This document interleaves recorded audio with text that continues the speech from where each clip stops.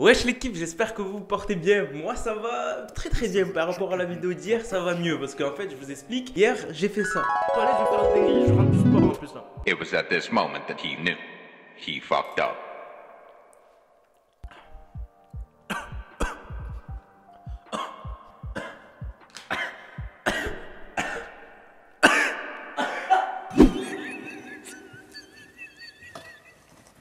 J'ai pris 3 cuillères de moutarde, c'était complètement incroyable. Durant la vidéo, je ressentais des douleurs, ça va. Mais en coupant la vidéo, je me suis rendu compte que j'avais l'impression que mon estomac était en vrac. On dirait il y avait une personne dans mon estomac qui s'amusait à faire des petits trous comme ça, tu sais, avec la moutarde tellement que c'est puissant.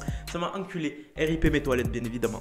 Donc aujourd'hui, la team 6ix9ine News, comme vous l'avez vu dans le titre, 6ix9ine compte arrêter la musique. C'était une annonce qu'il nous avait fait le 12 septembre lors du show avec Logan Paul, là, cette petite actualité qu'ils font ensemble, ce petit show là. Il nous avait fait une petite annonce comme quoi il allait se rediriger vers une carrière dans le cinéma pour développer son documentaire ou son film et pouvoir engager tout ça, c'est-à-dire engager pleinement sa carrière de cinématographique.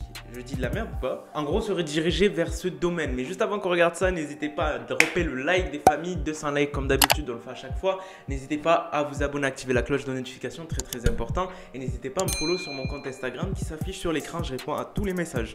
Je vous laisse avec la suite que j'ai traitée de A à Z. Je vous en avais pas parlé de ça à la team, j'ai skip l'annonce, mais 6ix9ine nous avait annoncé qu'après avoir signé 2 projets chez TK, 10K Project, là le label où il y a Trippie Redd et tout dedans, après avoir acheté sa voiture, une collection de véhicules complètement loufoques, il nous a annoncé qu'il allait se rediriger vers le monde du cinéma afin de tourner son documentaire sur sa vie. Donc tout ce qui s'est passé dans sa vie jusqu'à qu'il devienne la personne la plus connue aux States, enfin l'artiste le plus connu, parce qu'on a connu 6ix9ine au début, il n'était pas très connu. Après il y a eu l'affaire avec les Night Trey Blood où il a été vraiment connu. Après quand il est sorti de prison, il a fait des hits et tout, etc. Et lui il veut tourner ça sur une toute autre affaire. Et en fait en gros je pense que 6ix9ine va laisser la musique de côté pour se tourner vers le cinéma. Il y a beaucoup d'artistes qui l'ont fait, je n'ai pas en tête, mais je sais qu'il y a beaucoup d'artistes qui ont su faire ça. On a par exemple un exemple qui n'a rien à voir, Kanye West, qui à la base fait du son et en fait toujours, mais qui s'est plutôt tourné vers une carrière de businessman en développant Yeezy, qui a une value de 2 milliards à l'heure actuelle, 2 milliards d'euros pour la valorisation de Yeezy. Donc vous voyez, en fait, c'est d'autant plus intéressant d'analyser tout ça, se dire qu'en fait 6ix9ine, il va pas finir sa vie dans la musique, mais il pourrait très bien la finir dans le cinéma ou dans d'autres marques et tout, etc.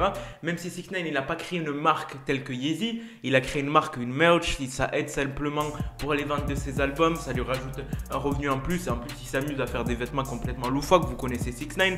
Donc voilà, à propos de cette actualité, j'avais complètement zappé de vous parler de ça, donc on va peut-être avoir une longue pause à propos de 6ix9ine sur tout ce qui est son, carrière musicale, et il va plus s'intéresser vers le cinéma. Moi d'autant plus ça m'intéresse parce que j'aimerais bien avoir la vraie histoire, enfin l'histoire vécue d'après lui, de ce qui s'est passé avant le succès, après le succès, du succès à la prison et de la prison au succès. Donc voilà la team, vous me dites ce que vous en pensez si 6ix9ine va faire un bon truc, c'est-à-dire stopper la musique pendant un certain moment et se diriger vers son documentaire ou vers son film. Ça pourrait faire quelque chose de bon ou de mauvais. Moi personnellement, je trouve que c'est une décision cruciale qu'il devrait faire, qu'il aurait dû faire il y a très longtemps en fait. Il attend le bon moment, il a raison parce qu'il est sorti de prison. Après qu'il est sorti de prison, il a récupéré son cloud, son buzz et tout, etc. Mais là, je trouve que c'est le bon moment pour développer un documentaire. Juste après le semi-flop que son album a fait, le fait que là, il est plus trop écouté, il fait moins de vues et tout, etc. Je trouve que c'est le bon moment pour commencer à préparer un documentaire ou un film qui retrace sa vie avant le succès, comme je vous ai dit, du succès à la prison, de la prison au succès. Donc voilà la team, vous me dites si vous allez kiffer ce film et s'il sort, est-ce que vous allez le regarder? Si par exemple il est au cinéma ou des trucs comme ça, est-ce que vous allez l'acheter? Moi personnellement, je serais chaud avec une petite reconstitution de A à Z, comment il était avant et tout, etc. Avec son ancienne équipe et tout, franchement ça serait trop bien. Donc juste avant que la vidéo termine, je vais faire une dédicace à Mipma Pintos. Je te remercie d'avoir demandé une dédicace en commentaire. Tous ceux qui veulent des dédicaces, ça se passe en commentaire. Sur ce, je vous laisse la team, c'était Moha. Peace.